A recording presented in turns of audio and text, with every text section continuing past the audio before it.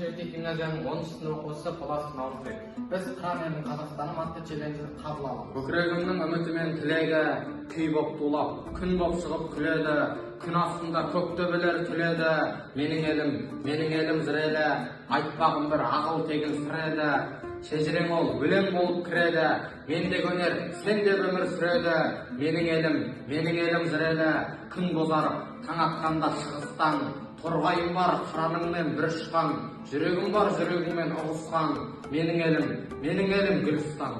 Бұл жарыққа аяқ басып туған жер, кіндік кесіп, кірімсенде шуған жер. Жастық алтын қайтып келмес күнімде, ойын ойнап, сұбыл шірке қуған жер. Жаратылдым, топырағымда сен түбім, жалғаны жоқ, бәрі сенен жан тәнім.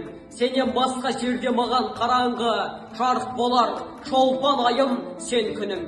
Тәтті суың, дабаузымнан еш кетпес, қалың нуың, қырсуына жер жетпес. Кең далаңда ойын ойнап қалсаңшы, мұра болып адамзатқа ер жетпес. Алланың адам басы добы деген рас, қалай қуса солай кетпек сорлы бас. Кім біледі, мен де шетке кетермін, туған жерім сені тастап басым жас.